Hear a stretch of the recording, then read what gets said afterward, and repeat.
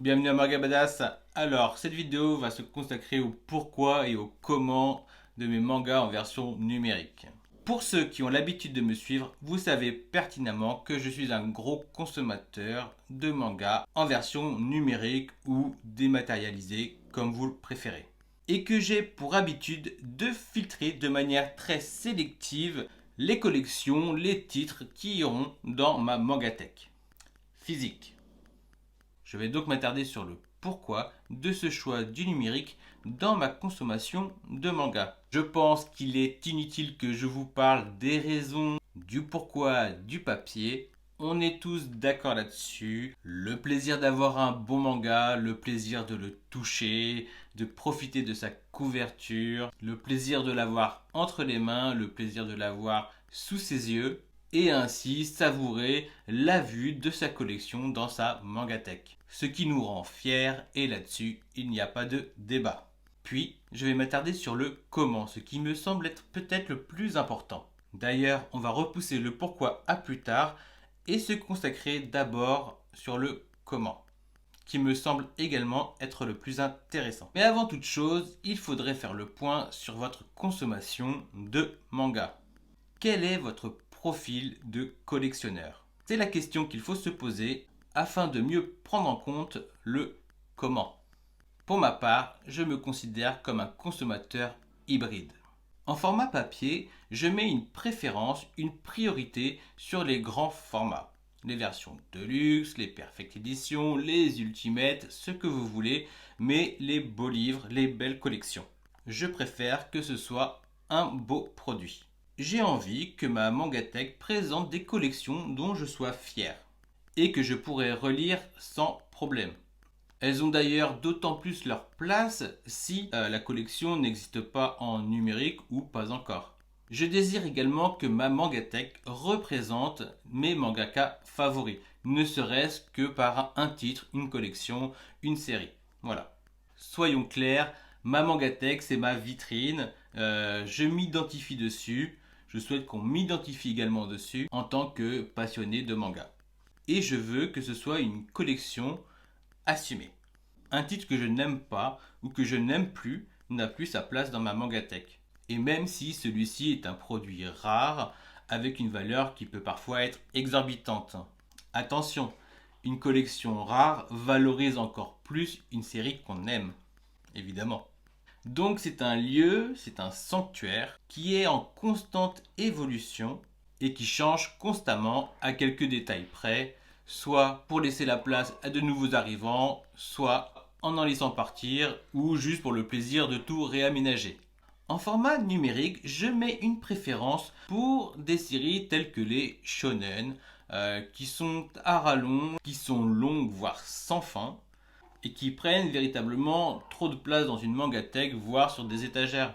Je privilégie également la découverte, un petit peu comme on peut le faire avec les scans, sauf que je les paye, ce qui fait que mon avis est quand même un peu plus tranché, un peu plus arrêté, à savoir si je continue ou si je continue pas, même si ça peut être un peu précipité comme avis, c'est vrai, je peux me tromper et je peux retourner ma veste. Pour ma part, j'utilise aujourd'hui les scans pour les séries n'ayant pas de droit en France ou qui sont indisponibles en numérique. Voilà, clairement. Et parfois aussi pour être à la page sur deux trois séries en particulier. Donc la découverte, mais aussi utile comme boutique en ligne ou comme librairie en ligne, mais immédiat. Je m'explique. Je favorise l'achat dématérialisé car lorsque je suis une série et que je veux connaître la suite, je suis dans la hype, je suis à fond dedans, j'ai envie de lire de suite. Lorsqu'elle me plaît, je veux pouvoir lire la suite le plus rapidement possible. Il faut que ce soit à l'envie et bien sûr selon mes moyens, sans avoir à attendre le lendemain. Parce que c'est le soir et que tous les magasins sont fermés. Parce que de toute façon, je n'ai même pas de magasin spécialisé dans le coin. Parce que c'est galère de prendre le temps de faire le trajet pour aller dans un point de vente qui aura peut-être ou pas ce que je veux. Et que même si les services de livraison, c'est bien, et que maintenant ils se sont grave améliorés et qu'on peut être livré du jour au lendemain, je préfère l'immédiateté. Voilà. Attention, je vous parle de ma consommation personnelle de manga et ce qui me fait préférer le numérique dans certains cas. Je ne vous conseille nullement d'abandonner votre librairie de quartier qui a un grand rôle, à condition bien sûr d'en avoir une près de chez soi. Donc j'ai une consommation et une lecture du manga dans l'instant T. C'est acheté et c'est sur mon téléphone ou ma tablette. Je récupère des mangas, des titres que j'ai plus, que j'ai vendus pour une raison ou une autre, mais c'est souvent soit pour un gain de place, soit pour de l'argent, et parfois à regret. Donc je suis content d'avoir l'occasion de les récupérer. J'ai également la possibilité de trouver des collections rares qui en format papier sont introuvables à des prix exorbitants, ce qui fait que j'ai la possibilité de la posséder, mais aussi de la lire. Contrairement à beaucoup d'idées reçues et entretenues, j'ai un confort de lecture qui me convient parfaitement, je dirais même incroyable. J'ai également une consommation du manga à crédit, c'est-à-dire que je peux reporter son coût sur ma facture téléphonique. Mais ce n'est pas quelque chose que je conseillerais. Voilà grosso modo ma manière de consommer le manga. Alors il est temps de s'attarder sur le comment. Par exemple, avec quel support. Alors il y a différents choix et je pense que ça joue énormément sur le confort de lecture. Il est primordial de ne pas vous tromper et que ça corresponde à vos attentes. Concernant le support, vous avez le choix avec soit le téléphone, soit la tablette, soit la liseuse. Alors j'élimine direct l'ordinateur et l'ordinateur portable car je ne le trouve pas assez interactif et surtout pas assez tactile. Concernant le téléphone, il est évidemment fortement conseillé de posséder un téléphone assez récent avec les normes actuelles, c'est-à-dire avec un grand écran. Ça paraît évident pour un confort de lecture minimal. Après, les avantages, vous les voyez tout de suite. Vous avez votre Mangatech dans votre poche. Vous avez votre librairie dans votre poche pour acheter. Avec le plaisir des fonctionnalités, les marque-pages, les zooms, les doubles pages, lire dans le noir. Enfin voilà, vous avez de quoi faire. Ça ouvre de nombreuses possibilités. Concernant la tablette, il est le plus intéressant pour avoir une lecture total confort chez soi. Mais en plus de toutes les fonctionnalités du téléphone, et dont on aura certainement l'occasion d'en parler un petit peu plus dans le pourquoi, vous avez directement un grand format. Donc un format poche apparaît en grand format sur votre tablette. Voire une version deluxe sans la couleur et sans la couverture bien sûr. Puis concernant la liseuse, c'est évidemment idéal pour les nomades. Sachant que la batterie est au top, que ça se transporte partout, que c'est pas trop encombrant. Donc parfait pour une lecture dans les transports, pour aller au boulot ou qu'importe la destination en fait. C'est safe, vous êtes tranquille. Après, il y a des points négatifs pour tous. Concernant le téléphone, pour certains, ils auront mal aux yeux. Voilà. Concernant la tablette, vous serez certainement moins nomade. Voilà, ce sera quand même plus compliqué, surtout si vous n'avez pas une connexion internet avec la tablette. Et la liseuse, elle cumule quelques défauts quand même. Déjà, un problème de stockage, parce qu'une fois que vous n'êtes pas en Wi-Fi, vous ne disposez pas forcément d'un cloud. L'absence de couleur, car je vous assure qu'une couverture en noir et blanc, ça n'a pas le même effet, le même impact qu'une couverture en couleur. Pareil, si vous téléchargez une version deluxe, je dis une bêtise, de Kenshin, de Dragon Ball ou autre, et que vous n'avez pas les pages couleurs, c'est quand même bien triste de payer autant. Là, le prix ne se justifie plus. Et des dernières versions que j'ai connues, donc moi je me suis arrêté à l'Aura et l'Aura One de Kobo, la sensibilité, elle est loin d'exceller celle d'un iPad, ça c'est une évidence. Elle est incomparable à un iPad pour l'exemple, voire à de nombreuses tablettes. Alors on est OK pour le support, c'est un choix, c'est à vous de choisir. Mais qu'en est-il de la plateforme d'achat et de lecture? Alors niveau achat, elles sont toutes égales, niveau des prix et des offres qu'elles peuvent proposer. C'est certainement dû aux distributeurs ou aux éditeurs, mais pour vous dire la vérité, j'en sais pas grand-chose. Et niveau lecture, c'est là que ça devient important de ne pas se tromper. Pour ma part, je suis un consommateur Apple. Donc j'utilise iBook. J'ai pour ma part toujours apprécié la lecture dedans, que ce soit pour des romans ou des mangas. Le seul petit bémol que j'ai concernant iBooks, ben, c'est que ça mélange tout, quoi. On est obligé de faire des dossiers si on veut pas être débordé un peu partout. Sinon, c'est parfait pour le confort, la fluidité, la relation entre les autres appareils Apple, mais c'est aussi où le bas blesse, car le plus grand défaut des produits Apple, c'est que vous ne pourrez pas lire les e-books sur d'autres appareils qu'un Apple. Voilà, c'est une évidence, tout le monde connaît, mais il faut le répéter. Voilà, au niveau des avantages, je pense que c'est la même chose concernant les produits Amazon ou Google. Je pense que cela se joue selon vos habitudes avec votre téléphone ou votre tablette. Je suppose que Kindle est aussi performant que eBooks, mais en vrai je ne suis sûr de rien tellement la navigation chez Apple est magique. Elle est confortable et agréable. Ce qui est un véritable avantage si vous avez l'habitude de changer de set constamment, si vous avez l'habitude de changer de produit, un jour c'est Google, un jour c'est Huawei, enfin voilà quoi. Donc à partir de là, oui, c'est véritablement un point fort de se diriger vers ces supports-là. Et pour les liseuses, vous avez Kindle et Kobo. Je ne pense pas qu'il faille chercher plus loin et rester sur une plateforme dont vous êtes sûr qu'il n'y a aucun risque de faillite. C'est quand même dommage de se retrouver avec une liseuse qui n'est plus prise en charge. Enfin, il y a la plateforme Isneo ou à l'avenir Manga.io qui se rapproche plus du streaming. Vous ne le savez peut-être pas, mais la plupart d'entre vous, si vous êtes abonné à Orange ou à Canal+, vous profitez souvent d'un abonnement à Isneo. Bon, il n'y a pas que du manga, c'est assez large, c'est assez confus d'ailleurs dans la partie abonnés. Voilà, il y a pas mal de webtoons, il y a pas mal de mangas français, beaucoup de shoujo et quelques petits trucs de niche avec le distributeur Easy Comics. Concernant le manga.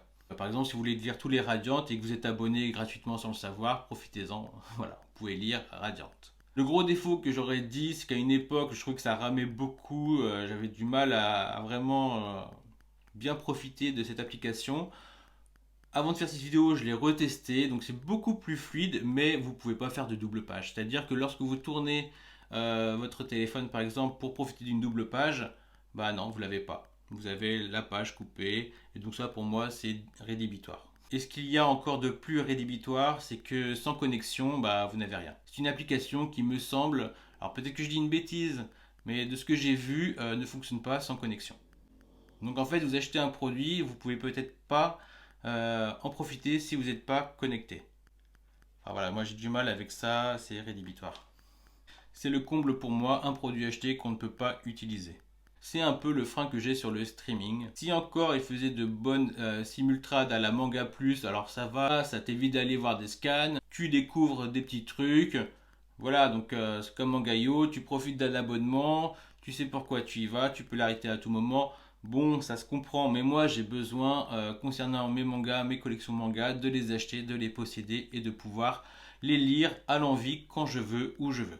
Voilà, je pense être assez clair sur ce sujet. Le hors connexion est primordial. En résumé, je vous conseille le meilleur confort de lecture que vous pouvez avoir. Il doit être fluide, vous devez avoir accès à la double page, ne serait-ce qu'en tournant votre appareil. À vous de voir quel écran vous préférez, sachant que les liseuses donnent une impression un peu plus de papier, mais sans couleur. Avoir aussi le stockage qui doit être assez important, surtout si vous ne disposez pas du cloud. Mais alors, comment et pourquoi, qu'est-ce qui ferait pencher la balance pour le numérique? Je vous le dis, le seul et principal défaut du dématérialisé, c'est que vous ne pouvez pas le revendre. Vous vous retrouvez comme avec un jeu dématérialisé, vous oubliez l'option de pouvoir le revendre et de revenir un petit peu sur certains de vos frais.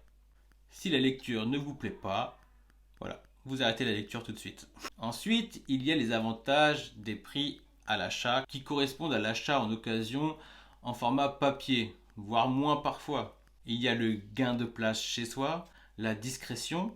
Beaucoup n'assument pas de lire des shoujo ou des hentai ou des yaoi. C'est plus pratique.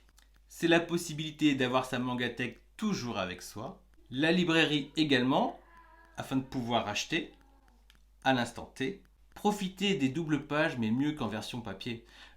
Vous le voyez vous-même, vous prenez un livre, un manga, lorsque vous faites le double page, pour bien avoir la double page, il faut que vous le tourniez comme ça, vous abîmez votre manga pour voir vraiment tout le truc. Moi je me rappelle encore, lorsque je lisais les mangas de l'habitant de l'infini, et que j'avais des doubles pages mais somptueuses, je loupais un bon huitième de la page parce que bah voilà, c'était parce que je voulais pas écraser mon manga, parce que voilà, avec le repli, on profite pas de l'intégralité de la double page de l'artiste.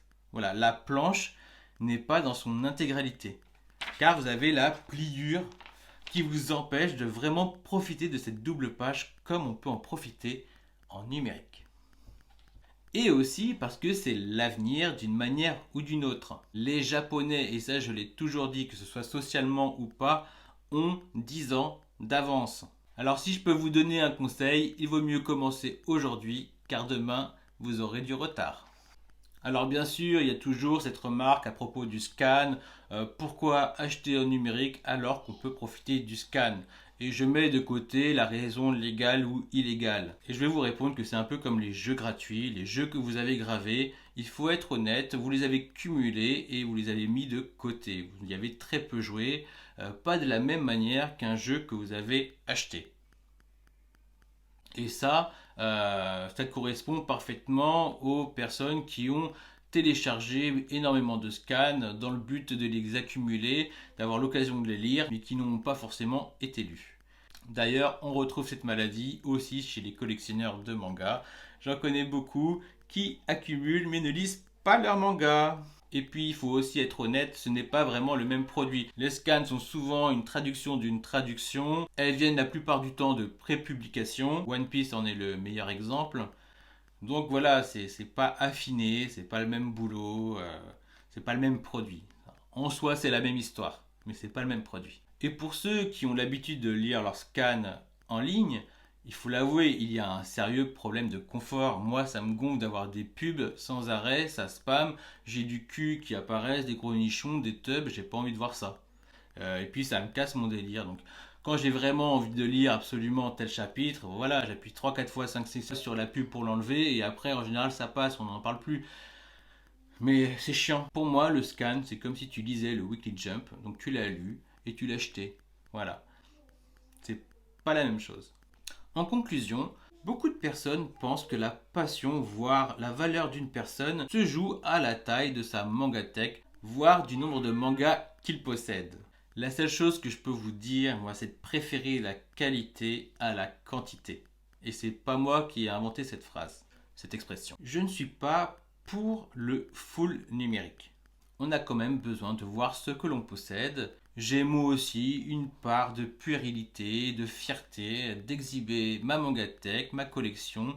J'aime la regarder, j'aime repenser à des séries juste en posant mes yeux dessus. Voilà, je me fais un résumé en 2, 4, 3 secondes et voilà, j'aime bien, ça fait partie de mon plaisir. Et puis il y a des titres que j'ai dans les deux versions. Et oui, les Number 5, les Dragon Ball, les 3 premiers tomes de Nun, peut-être les 3 prochains de Bioméga, voire les origines, j'en sais rien.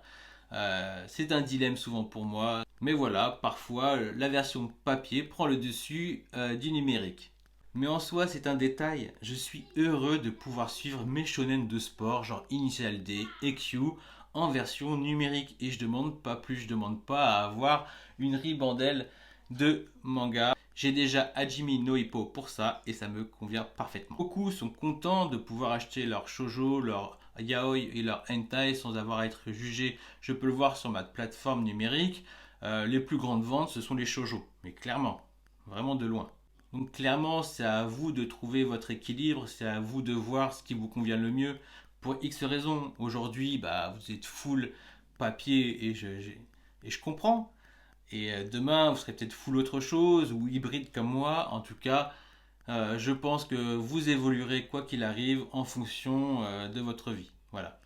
Si un jour vous déménagez, si un jour vous rencontrez une personne qui supporte pas ça, pour ma part, moi j'aimerais bien qu'un petit génie fasse une application qui fasse en sorte que une application manga qui fasse en sorte que ça jumelle tous mes achats de manga e-books sur une application manga, ce qui me fasse que ce soit beaucoup plus accessible, plus facile à ranger. Ah, ce serait top, un petit génie fasse ça.